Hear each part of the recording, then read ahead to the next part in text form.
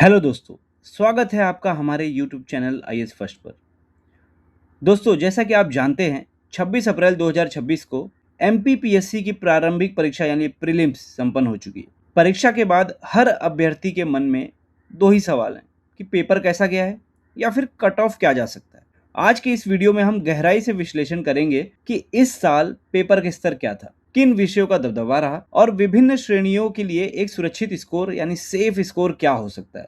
Video में अंत तक बने रहें। तो चलिए शुरू करते हैं। सबसे पहले हम बात करेंगे पेपर लेवल की। तो दोस्तों, पेपर वन में इस साल अगर बात करेंगे तो वो मॉडरेट से टफ लेवल तक था, यानी मध्यम से कठिन स्तर तक था। यह ना तो बहुत आसान था ना ही बहुत कठिन था। और अगर सबसे पहले बात करेंगे तो एमपी जीके की यानी मध्य प्रदेश सामान्य ज्ञान की बात करेंगे तो जैसा कि एक्सपेक्टेड था, लगभग 30 से 35 प्रश्न सीधे एमपी से थे। इसमें जनजातीय संस्कृति, नदियां और प्रमुख सरकारी योजनाओं पर जोर दिया गया था। पॉलिटी की बात करेंगे तो राजनीति विज्ञान यानी पॉलिटी के प्रश्न सीधे और तथ्यात्मक यानी फैक्चुअल थे। राज्य चुनाव आयोग और संविधान संशोधनों से प्रश्न पूछे गए थे। ज्योग्राफी की बात करेंगे तो भूगोल का जो इस बार वेटेज था वो काफी अच्छा था, विशेषकर पहाड़ों और नदियों के पुराने नामों से जुड़े प्रश्न देखे गए। हिस्ट्री में भी जो स्तर था वो मध्यम था यानी मॉडरेट था। करंट अफेयर जो है पिछले एक साल के डेटा जैसे पद्मश्री पुरस्कार, खेल पर भी फोकस रहा। इसके अलावा 5-5, 6-6 साल पुराने डेटा भी पूछे गए हैं जो कि थोड़े से अभ्यर्थियों को शंका में डालने का काम किए थे। इसके अलावा जो ऑप्शन भी थे वो काफी आसपास के ही थे, जिससे अभ्यर्थियों के मन में और कंफ्यूजन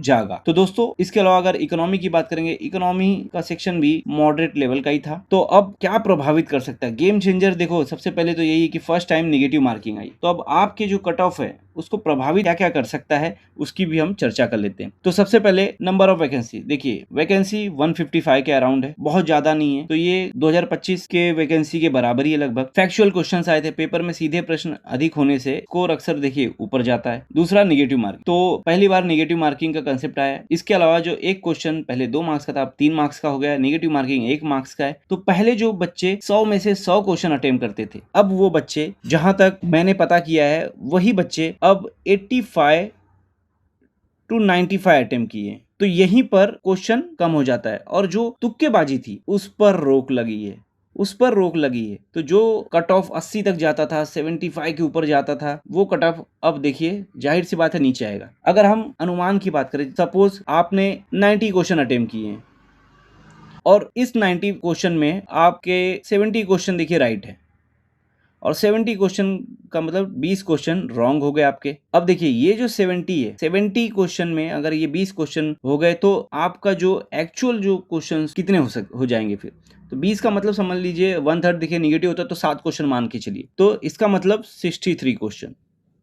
इसका मतलब क्या हो जाता है कि आपका जो फाइनल रिजल्ट रहेगा वो 63 क्वेश्चन पे रहेगा, क्योंकि निगेटिव में भी आपके 7 क्वेश्चन और घट गए हैं। तो इस वजह से जो पहले 80 के करीब जाता था कट ऑफ जनरल का, वो अब घटेगा और ये श्योर शॉर्ट घटेगा। तो अब एक काम करते हैं, कैटेगरी वाइज क्या कट ऑफ रह सकता है उसको डिस्कस कर लेते हैं। तो सबसे पहले हम जनरल कैटेगरी की बात करेंगे। तो गाइस, जनरल कैटेगरी का एक्सपेक्टेड कट ऑफ मेरे विचार में 65 ±2 रहने का है। और जिस हिसाब से पेपर है, जिस हिसाब से वन लाइनर क्वेश्चंस आते हैं, जिस हिसाब से देखिए पढ़ाई करने वाले बच्चे हैं, आप ये मान के चलिए कि -2 तो मुश्किल ही है, +2 हो सकता है। तो जिस भी बच्चे का 65 के अराउंड क्वेश्चन आ रहा है, अगर मार्क्स की बात करेंगे तो 65 × 3 कर लीजिए, यानी 195 के अराउंड मार्क्स होता है। तो अगर आपका 65, अगर आप जनरल कैटेगरी से हैं और 65 के अराउंड आपके सही हो रहे हैं तो आप मेंस में लग जाइए, मेंस की तैयारी में।